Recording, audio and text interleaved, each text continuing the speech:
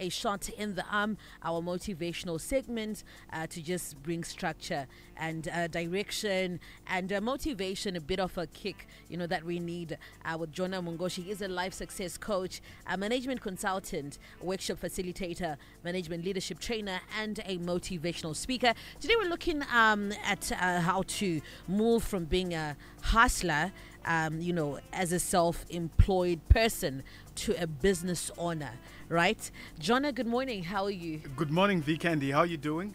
I'm fantastic. Awesome. Yeah. So, from being a hustler, it's different from actually being like a business owner. Totally. Yes. Totally. Because a hustler means that you're self-employed and you're really getting paid on your time. So you can't take off without stopping your business. Your business has a very little chance of surviving beyond you. So what we're looking at here is, I'm aware there are many people out there who are running businesses. I mean, almost every Zimbabwean that I know has got 2 or 3 means of earning a living, 2 or 3 hustles that are going on. But a lot of people desire to grow. They would like to get to a situation where there's some predictability in the income they are getting. They can plan, and there's a certain level of stability. So that comes with growth.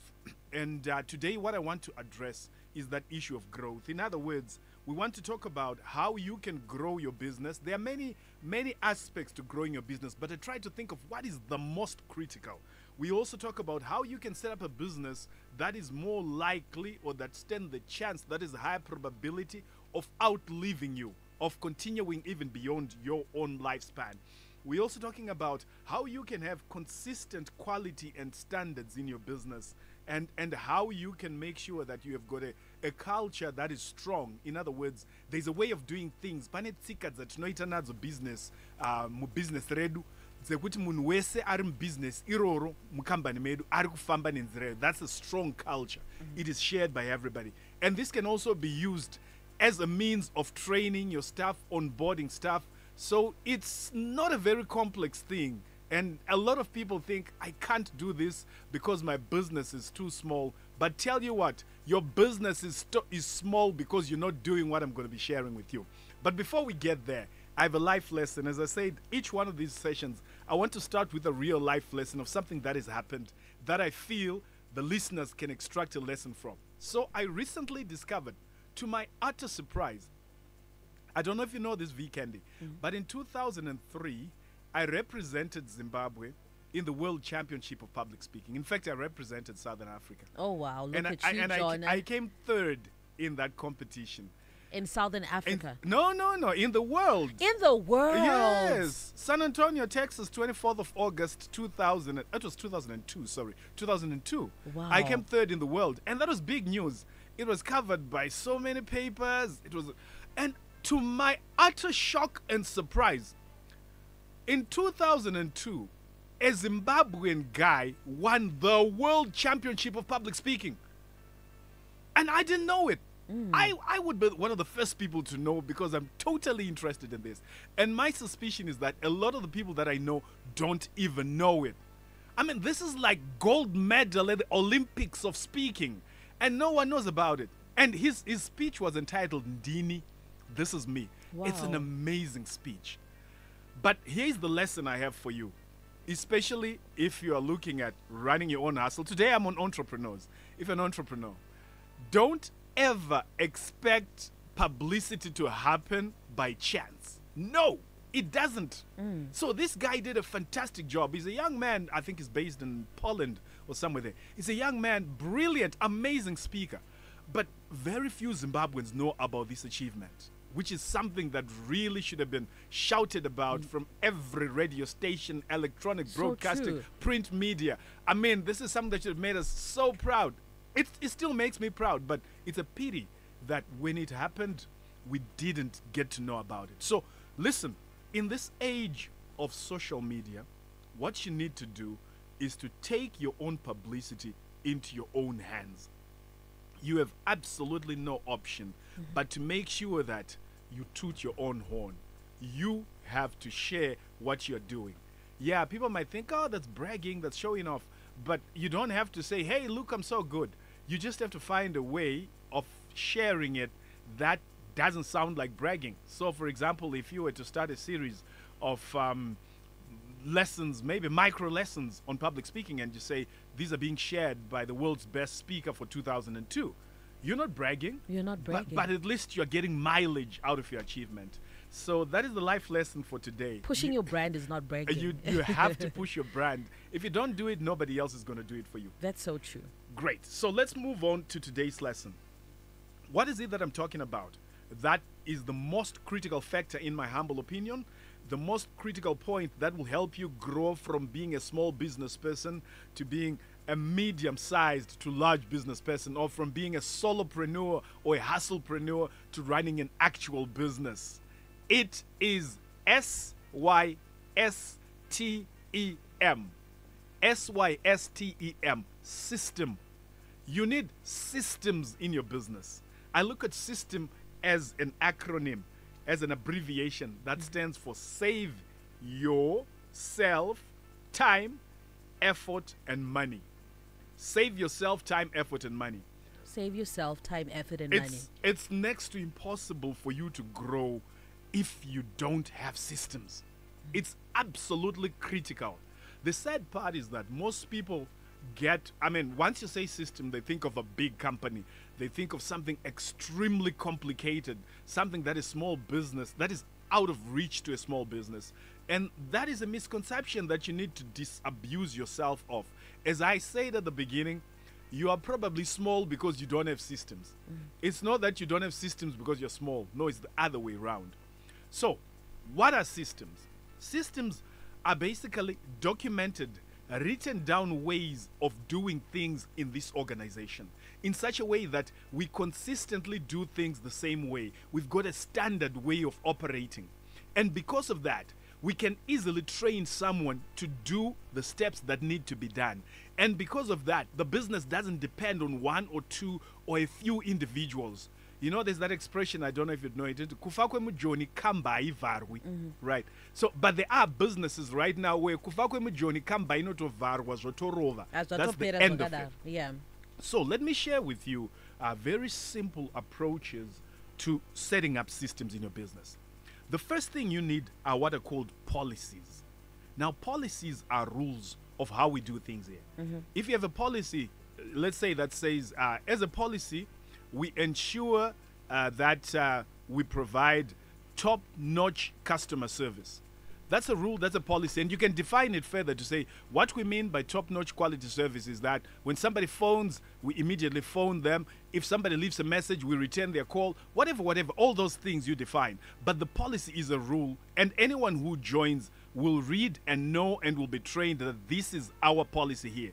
Does it take a big company to write how we do things here? These are our rules? No, it doesn't. You can have a policy about hiring. When it comes to hiring staff for managerial positions, we hire people who have a minimum of a bachelor's degree from a university. That is a policy. That is a rule, and we adhere to it. So what you need to say is, in my company, what are the most important rules that we want to adhere to? What are the most important rules for selling, for customer relationship management, for hiring and training? What are the most important rules? And you don't have to start with 20 or 10. Start with 1 or 2. Write them down. Are we together? So from policies, we then drill down to procedures. Now, procedures are the step-by-step actions that you need to follow in a sequence. Sorry. From policy, we go to processes. I jumped a step there. Just rewind. Policy, process. Okay. So the process is a sequence of the actions that you need to take in order to achieve a certain activity. Right. So you can say our process when we recruit someone, here is our process. So we spoke about a policy. We recruit people with a minimum of this qualification for these kind of positions, right? Once we've recruited the person, we can also have a process that says when we recruit, we will have an onboarding and training process. So when you come in, there is a process whereby you will be introduced, say, to your immediate supervisor. And then after being introduced to your immediate supervisor, you'll go for a briefing. Maybe you'll go and spend half a day with each of the different departments, so you've got an overall appreciation of everything that happens in the organization. And then at the end of the day, maybe you will have a test that will just assess to the extent to which you've understood what you need to do and how you need to do it. And then you'll be assigned to somebody who will handhold you. That is a process. And as you can see, it is being done in a sequence, step by step. So from a process, we now go down even lower to a procedure. So the procedure comprises the nitty-gritty steps of each of the activities in a process. So we spoke about a procedure, a policy about how we hire people, and then we spoke about a process for onboarding or welcoming those people on board in our company. And the next thing is, when we do that onboarding, we now have different activities that make up the onboarding. Firstly, maybe we have the briefing or the first meeting with your supervisor. And with guidelines to the supervisor, these are the things you need to mention. These are the things that the person needs to know on that date. Now, that is a procedure. That's the nitty-gritty things. Maybe from there, the person then spends half a day in different departments. Each of those departments know what needs to be done. They've got assets. By assets, we're talking of pro formas, we're talking of forms that they have to fill in, we're talking of maybe step-by-step summary instructions that somebody needs to go through. So when you go there, at each of these different places that are part of the process of onboarding, you are following a procedure. And that makes sure that you don't get to this place and nobody knows what to do with you, or nobody knows what to tell you, because it is all written down and people are adhering to it. Now, why is this important? This is important because, number one, it makes it easy for you to grow without relying on individuals. It removes that reliance on specific individuals. Love because that. as long as it is written down, you can train people on it and those people can master it. So that's one. You can grow beyond individuals. Number two, you can maintain standards. You now have quality standards and you're saying, this is how we do things here. And it's written down. So it doesn't leave anything to chance. It means you can measure the people's performance objectively. You are measuring objectively, consistently. Number three, you can use this as a basis for training people. So now you can come up with training programs that are addressing all sorts of needs in your company, so that that training is speaking to the policy you have put in place. It is speaking to the processes that are in place, and it's also speaking to the procedures. So at the end of the day, it reduces guesswork. Whether I like you or not, as your supervisor, I can see you're doing this, that we say you must do. You are adhering to the policies. You are executing all the tasks, all the steps in the procedure. And as a result of that, I have no option but to say you're doing a good job. So this is the basis, in my humble opinion, of how you build a business. There's a second part to it that's not to do with systems. And I felt I really, really need to cover this. And that is to do with compliance. Do you know that sick feeling you get in your gut when you are approaching a police roadblock and you know that your things are not in order? Yes. What I've discovered is that a lot of people think they are taking shortcuts, but they end up paying more. You pay more for non-compliance. If you're not adhering to the rules and the laws and you don't have your paperwork in line, you end up paying a higher price. So if you are serious about growing from being a hustlepreneur or just being a solopreneur, running your business as a sole business owner, and you want to grow, I strongly urge you to pursue compliance.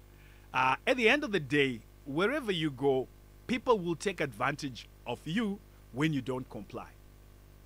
Because they'll say, yeah, you don't have this, so maybe, you know, what can we do to say, so if you are looking at growing from being a solopreneur or being a business owner on your own, you need, those two things are critical to me. Number one, you need systems.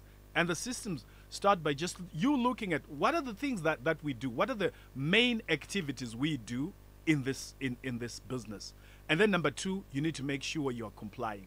The moment you find that your hustle is, let me say, it's viable. You know what I mean by viable? In other words, the money you are making is able to meet your costs, your expenses.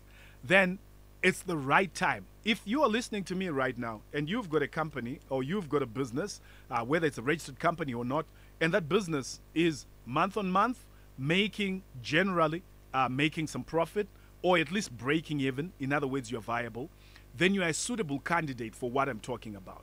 Then you are in the right place to start implementing systems. You are in the right place to look at how you can formalize your business and how you can make sure that you are complying with all the laws. In fact, right now, it has gotten so hard. For example, if you don't have a tax clearance, then companies are required to deduct 30% from the money that you have invoiced when they pay you. So it doesn't help you in any way not to comply with the regulations. Right, so if you're listening to this and you feel this is something that can help you, tell you what, we've got a group called the Success Family, where we have people who are interested mostly in personal development, but I'm finding more and more that almost all the people who are involved in personal development also are running a business of some sort. So we invite you to join the Success Family if you'd like to. It's absolutely free, and all you have to do is send a WhatsApp message with the word join, Join. I've heard a number of people saying joy. It's join, Join. You send. We want joy, but they want joy. Type join. Yeah, so you send that to the number 0773 056 736. I'll repeat that, 0773 056 736. Let me pause at this point. Any comment or question? Over to you, V Candy. Jonah, thank you so much. From hustler to business owner, it's important for us to get our territories enlarged and to really be intentional. Like you're saying, you can't stumble upon it, upon growth. You have to be intentional. So thank you so much for these nuggets. We're live on Facebook. You can go watch this. You can go share it with someone as well. The actions that you can take to ensure that your business outlives your existence and also that you achieve your business goals. And yeah, it's really, really some good information. Thank you so much, Jonah. Oh, thank you. Joy. You're welcome. Join. Join. Thank you so much. A short in the arm jest with the Dr. Ordered. We get to do this again next week, same time, right here on Star FM, sounding good all the time.